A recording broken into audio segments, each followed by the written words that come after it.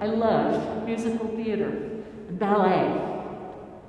And one of my favorite parts of both is the overture.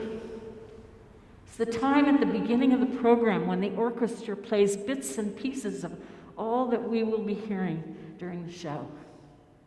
And as they play, the excitement builds, and everyone in the audience looks forward to the curtain opening and the story beginning. Think of today's gospel as the overture to all of the Gospel of John. It reveals all of the major themes that John is going to touch on in his gospel. It draws those of us reading in and gives us a taste of what is coming. Some of the themes are the story of creation. John starts his gospel the same way Genesis starts, in the beginning. John says, "In the beginning was the Word." Now, Jews at the time would recognize the use of this way of talking about Jesus. They used logos, which was Greek for word, to describe the way God interacts with creation. And so John equates logos, or word, with Jesus. Jesus is the way God interacts with creation. Jesus is the way God enters into creation. Jesus is the logos, the word. And what else does John tell us about creation? That Jesus, the Word, existed with God before creation. And that the world and everything in it was created through Jesus.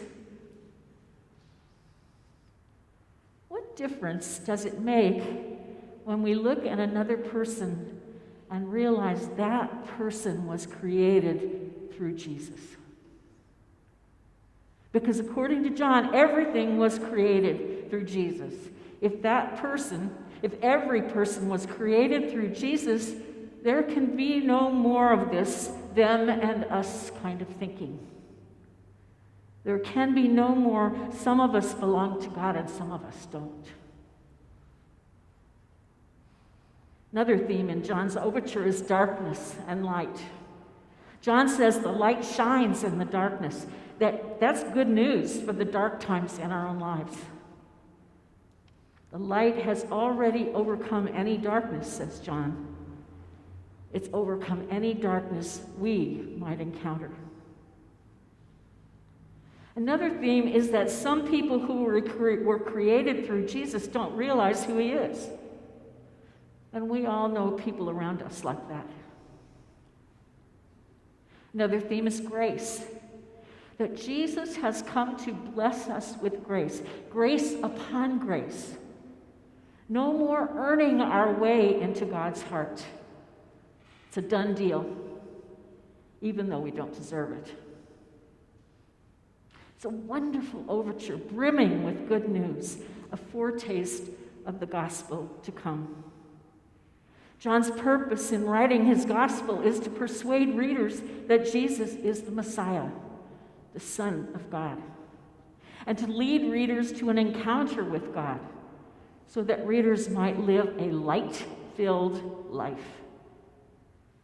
He wants readers to believe in Jesus, the Messiah. Do you know he uses the word believe 98 times in his gospel?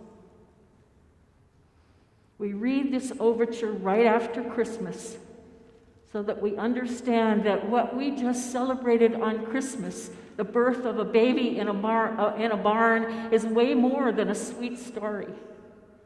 It is the story of the way God came into the world and entered our reality. This is how God chose to interact with creation. Emmanuel, God with us.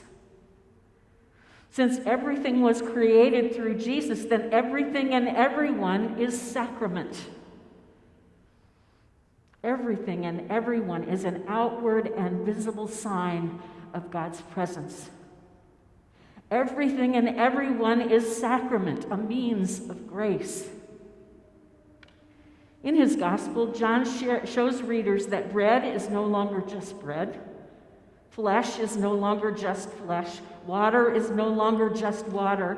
Vines and branches and sheep and shepherds and more. In John's gospel, everything reveals the nature of the God who has entered our reality. And so living life filled with light means keeping our eyes open to see sacrament all around us. Living life to the full means realizing that all around us is the glory of God because it was created through the Word, Jesus, the Christ.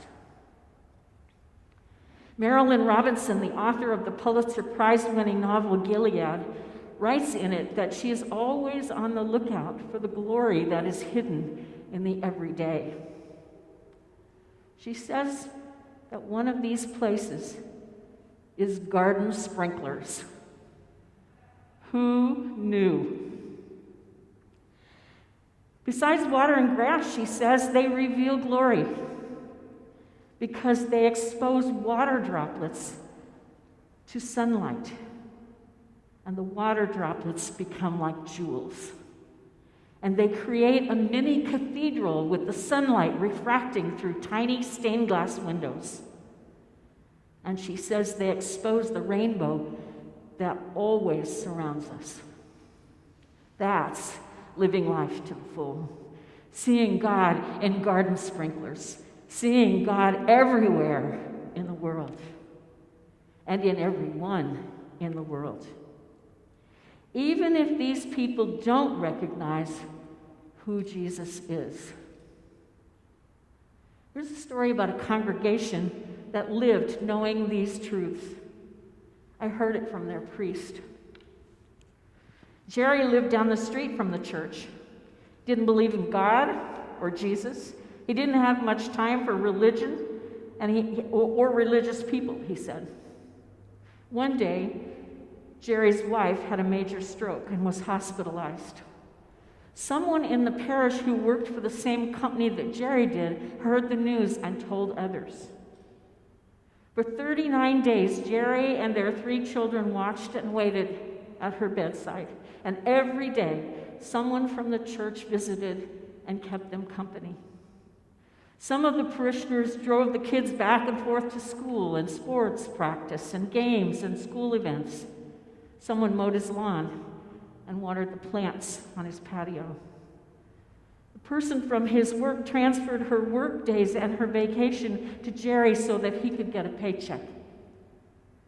And when his wife died, they comforted the family and helped with the reception after the service at the mortuary. Through their actions, they lived out what they believed, what they knew to be true, that everything and everyone is created through Jesus and is a sacrament. With their hands and their feet and their hearts, they let Jerry know that he was created by and loved by the Word. Sometimes by reading a passage in another version of the Bible, you hear something new. And that happened when I read John's Overture in the Message. Have you heard of it? That version of the Bible, the Message? Granted, it's a paraphrase, not a true translation, but sometimes it opens up a passage in a way that others don't. Wait till you hear it. Here's how the Overture goes in the Message. The Word was first. The Word present to God. God present to the Word. The Word was God in readiness for God from day one. Everything was created through him. Nothing, not one thing came into being without him. What came into existence was life, and the life was the light to live by. The life light blazed out of the darkness, and the darkness couldn't put it out. But here's the best part. Verse 18, the Word became flesh and blood and moved into the neighborhood. We saw the glory with our own eyes. The one-of-a-kind glory, like Father, like Son, generous inside and out, true from start to finish. He became flesh and blood and moved into the neighborhood, our neighborhood. That's what we are celebrating. That's what John wants us to know. Jesus is out there in our neighborhood, God's gift to us. And wouldn't it be a wonderful gift to God if we went back out into our neighborhood and treated every single person we meet as the sacrament that they are? God has moved into our neighborhood. Let's go out and find him. Merry Christmas.